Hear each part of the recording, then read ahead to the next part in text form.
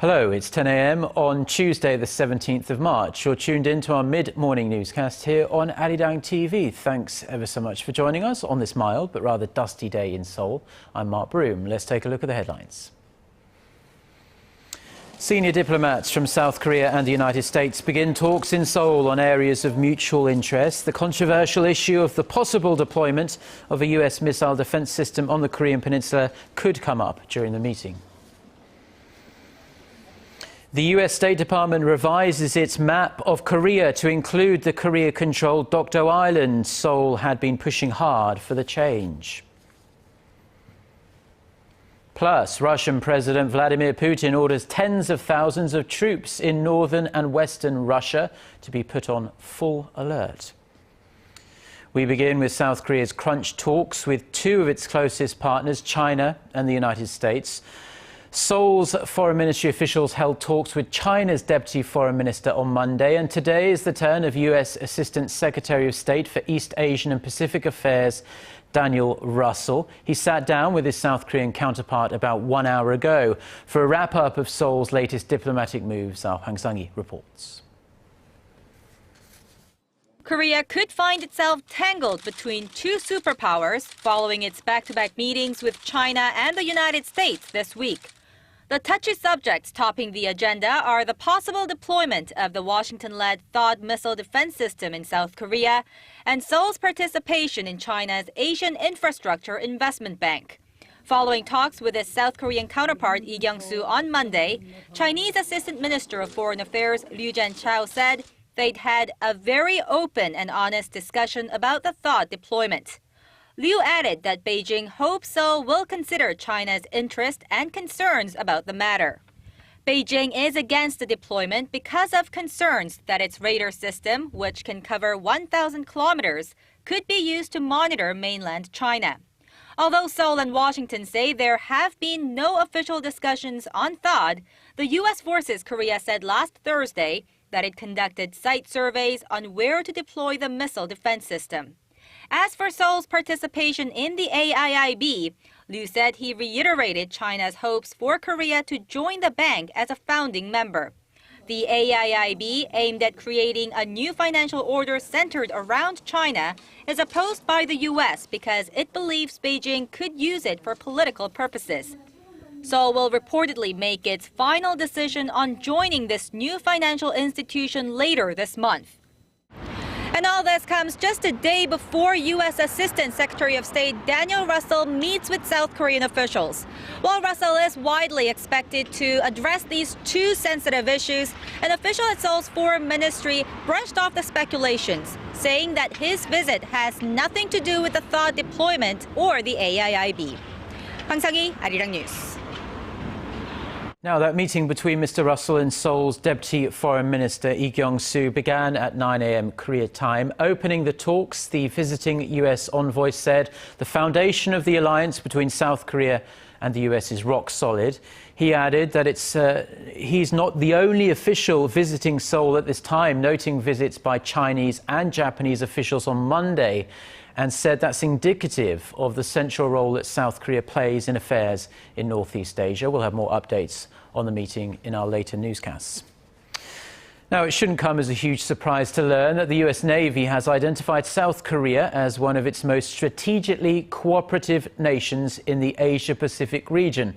Reported on Monday local time, Washington's new maritime strategy report, called Cooperative Strategy for 21st Century Sea Power, names 6 countries, including Australia, Japan, New Zealand and Thailand, as countries that it will boost its naval cooperation with in the years to come. The new strategy stresses that weapons of mass destruction pose a continued danger to the US and its allies, and that states like North Korea and Iran remain a real threat. aimed at boosting the U.S. Navy's presence in the region. The plan calls for boosting partnerships through international training drills. The latest report is the U.S. Navy's first strategy revision in around 8 years. Korea and Japan have agreed to press ahead with efforts to resolve the issue of Tokyo's wartime sexual enslavement of Korean women. Korea's chief delegate, Lee Sang-dok, and his Japanese counterpart, Junichi Ihara, met in Seoul on Monday for a 7th round of talks on the highly emotive issue for Koreans. Seoul's foreign ministry said the discussions were frank and meaningful and that both sides believe the issue should be solved by this year. Now, Korea wants Japan to take sincere steps to compensate the aging victims, but Tokyo insists the matter was settled through a bilateral treaty signed all the way back in 1965. Seoul also called on Tokyo to take cautious action over issues that could raise tensions between the two countries, including Japanese Prime Minister Shinzo Abe's upcoming statement in the summer. Now, apparently bowing to pressure from the Korean government, the US State Department has changed a map of Korea on its website to include a reference to Korea's easternmost Dokdo Island. The rocky outcroppings had not been marked on the Korea map of the State Department's US passports and international travel section, but had been shown as the Liankou Rocks on Japan's.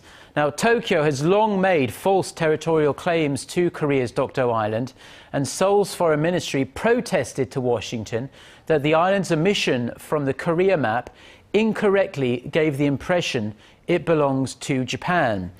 Now, both the State Department's Korea and Japan maps, however, continue to use Sea of Japan for the body of water between the two countries. Seoul has been pushing for Washington to use the Korean name EC as well. A senior human rights investigator at the United Nations has called for international efforts to resolve the issue of North Korea's kidnapping of foreign nationals. Addressing the UN Human Rights Council in Geneva on Monday, Marzuki Darusman, who is the UN Special Rapporteur for Human Rights in North Korea, said an estimated 200,000 foreigners have been abducted by the North since 1950. He called for a comprehensive mapping of international abductions and disappearances and urged UN bodies to continue to pressure North Korea and keep this issue in the spotlight.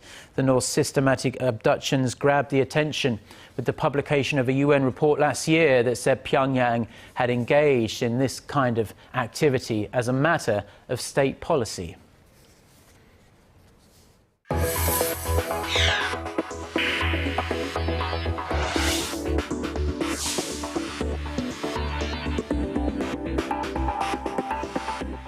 Korea has opened its 7th Innovation Center, this time in the southeastern port city of Busan.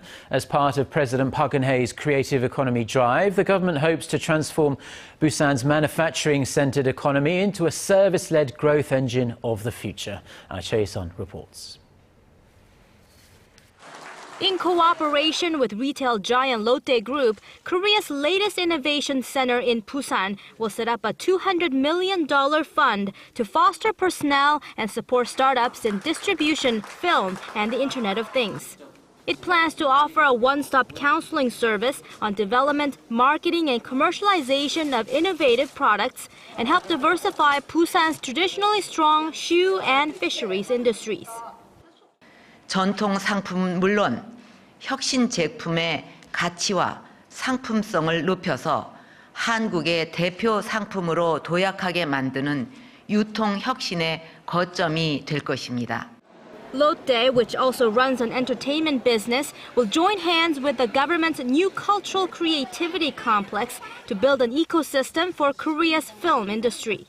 In line with the government's goal to establish a global Internet of Things hub by 2019, the Busan Center will test potential commercialization of related technologies and nurture startups that integrate the technologies in the safety and tourism sectors.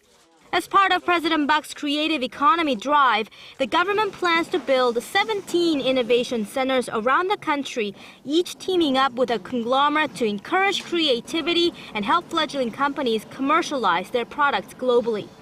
The success of these centers is linked to how smoothly conglomerates and SMEs will cooperate, how much of an initiative they will take, and their intent to participate.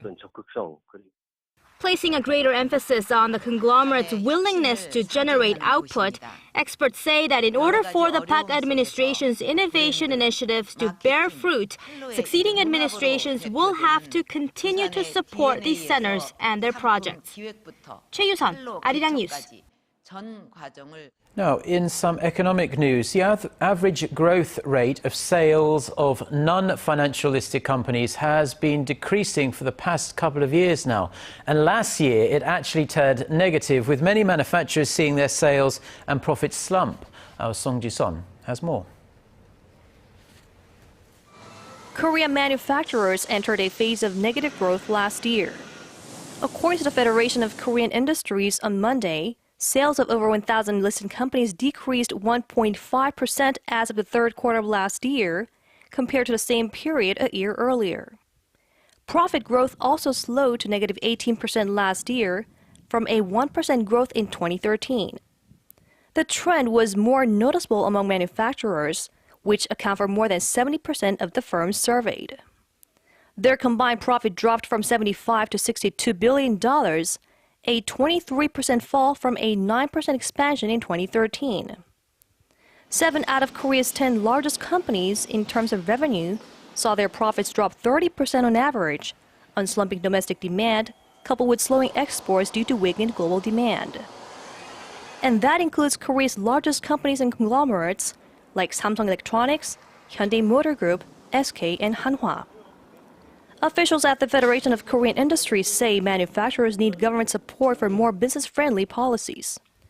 They say such a slowdown could dent the pace of new job creation and facilities investment. Industry analysts point out that companies first need to restructure and cut costs to improve their profitability. Song Ji-son, Arirang News. Now, there is a common perception here in Korea that senior citizens are not that well off and are dependent on their children for financial support after they retire. But a large number of Koreans in their 50s and 60s have become one of society's major consumer groups, and they're willing to open up their wallets to enjoy a better quality of life. Our Kim Min-ji reports. After working 20 years at an insurance company, Pyong Young-do now spends most of his time outdoors. He's taken up photography as a hobby and even invested $500 in a new camera. I'm living for myself, doing the things I've always wanted to do. I don't have any debt or major bills, so I spend about a third of my monthly allowance on myself. Byun is one of the country's so-called active seniors. In Korea, active seniors are people that are socially and economically active and willing to spend money to improve the quality of their lives. Unlike generations before them, a growing number of Koreans in their 50s and 60s aren't relying on their children for financial support. They are independent and have disposable incomes. And they're spending big on leisure activities and buying up items like cameras, art supplies, and outdoor gear, and even paying for continued education. Now that my children are grown up, I have time to spend my money and enjoy my own life. I play the guitar and take singing lessons. So what's made them different from their predecessors? Many members of the baby boomer generation are well educated, had good paying jobs, and were able to save up. They were the main consumers during Korea's industrialization period and have more interest in leisure, fashion, and health than seniors of the past. Data shows consumers aged 50 to 64 spent $40 billion in 2010, and in 5 years, their buying power is expected to triple. Experts say this comes as more than 80% of them return to the job market after retirement to pursue the work they were passionate about when they were younger. Kim Min-ji, Arirang News. Now, fierce competition in the job market and rising youth unemployment has inspired many university clubs here in Korea to focus on building the skills necessary to nail a great job interview and hopefully get the job of your dreams. But getting a spot in one of these clubs can be as difficult as the job hunt itself. Our Kwon Soo-ah takes a look. One of the excitements for a Korean freshman is participating in a 동아리, the Korean word for an extracurricular club at a university. And these days, the most popular clubs are those that will help students prepare for getting a job, such as management or startup clubs. The open spots in our club filled up in just 5 days. That's led to a fierce competition for entry to the clubs. What you see here is not a job interview. These seniors are testing freshmen on whether they are qualified to be a member of their group. All this competition seems to have helped, as many club members have successfully entered the workforce. We believe that once we go through the club's curriculum and events, we build up the knowledge and traits that are needed in the workplace. The rise in the number of these extracurricular clubs has followed the rise in Korea's youth unemployment rate, a problem that can't be solved solely by higher education. Despite a university entrance rate of around 70%, statistics show that it's not easy for members of the younger generation to get a job. According to Statistics Korea, the unemployment rate of young Koreans ages 15 to 29 hit a record high of over 9% last year. Still, the clubs may help with the job hunt, though there are drawbacks. A university is not only a place to prepare for getting a job, it's a place to build up one's knowledge of the humanities and social relations. Some have also expressed concerns that university students will have to face employment worries after graduation in any case, and that in the meantime, they won't get to enjoy just being a student. 권소아, 아리랑 뉴스.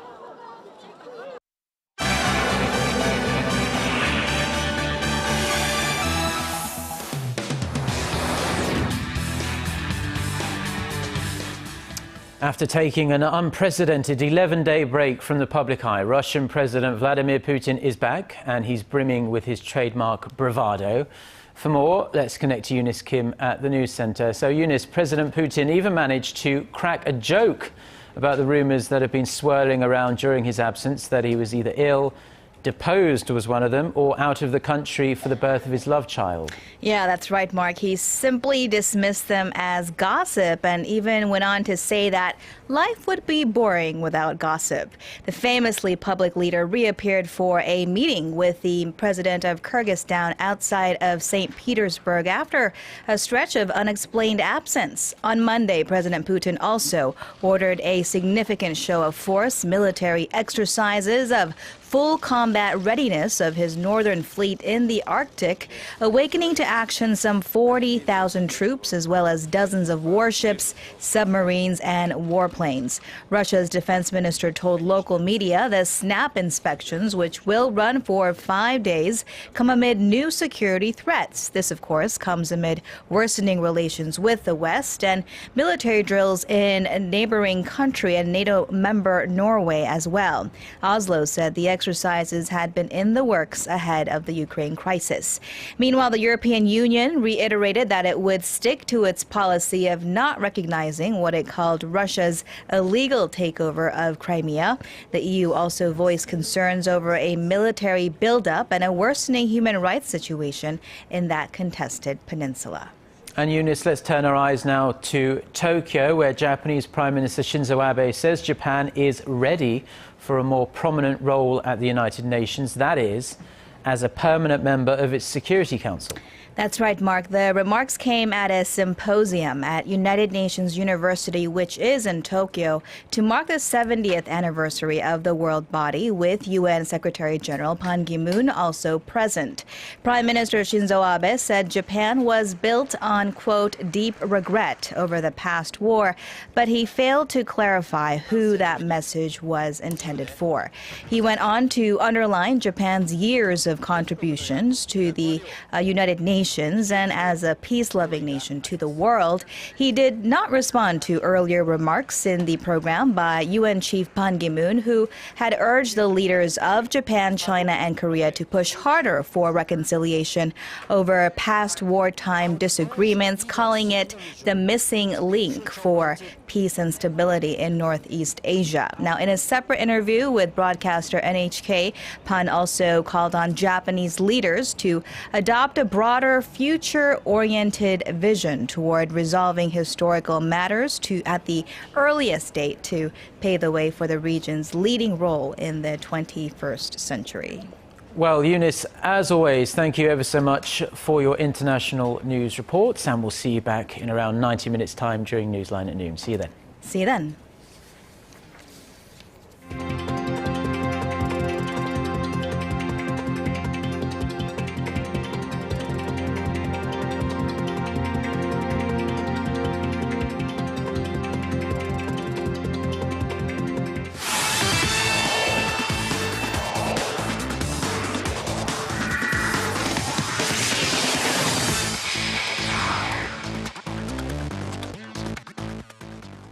A good Tuesday morning to you all as we kick things off with domestic football. Now on Monday, manager Uli Stülke was on the sidelines of an opening ceremony for a futsal field at a Seoul shopping mall and expressed his content over the attendance in the domestic league so far. Now the 61-year-old head coach, who was on hand in two of the K-League Classic matches over the weekend, talked about how much the attendance has grown compared to last season when he first watched the domestic matches. He added that the rise in popularity of the domestic league should also help the national team, as he hopes to see more and more fans head out to the matches throughout the season.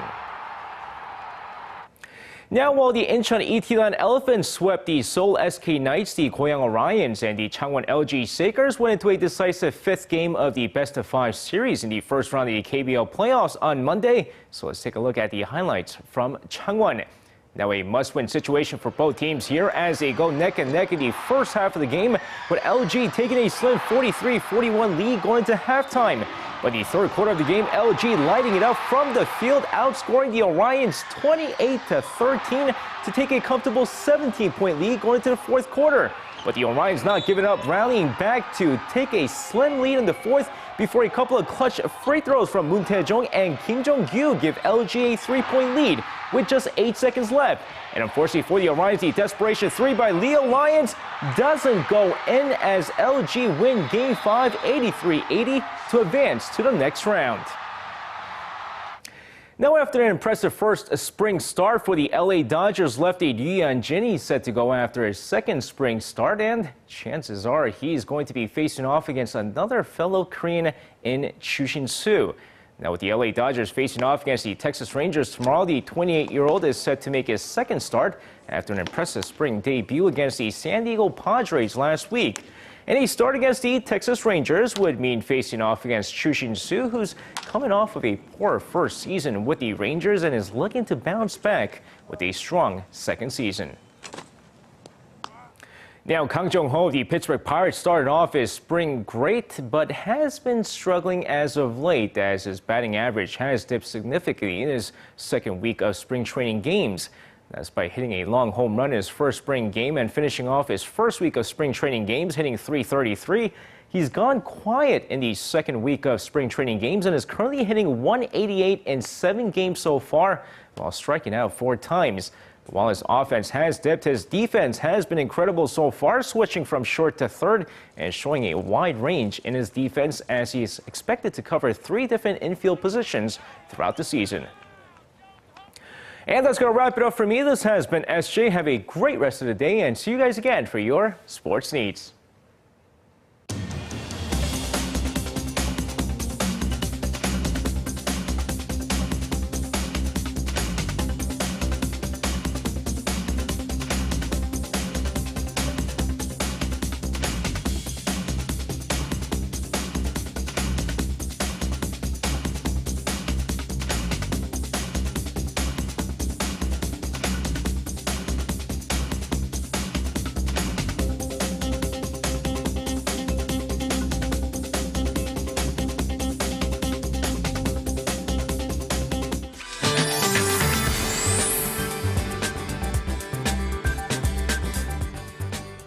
Well, it's shaping up to be another warm day today. In Seoul, we'll get up to 16, and southern regions will have even warmer daytime highs, reaching above 20 later this afternoon. But the air shouldn't be as clean as yesterday. In fact, a lot dustier. Most parts have high levels of ultrafine particles, and here in Seoul has reached unhealthy levels. So be sure to have the protective mask with you before heading out and drink plenty of water. And as for today's temperatures, the daytime high here in Seoul will hike up to 16, Daegu and Gwangju rise to 23, and Busan will peak at 19 this afternoon. And as for the other regions, Jeju Island and Daejeon should see a high of 18 and 20, and Dokdo rises to 17. Now we'll have much needed nationwide rain tomorrow, and hopefully it washes away all the dust and relieve the dryness in the air. But while the southern provinces receive a good amount of rain, it will just be a light precipitation of 5 to 10 millimeters for the capital area. Well, that's all for the weather. Have a wonderful day. Well, thank you very much, Jian, for your wonderful weather reports as normal. Now, that's pretty much all we have for now. There are plenty more stories online, and we have a very comprehensive smartphone app that's worth checking out. You can see all the latest news and programs related to Korea on there. We'll be back at noon Korea time with our next newscast. So until then, goodbye.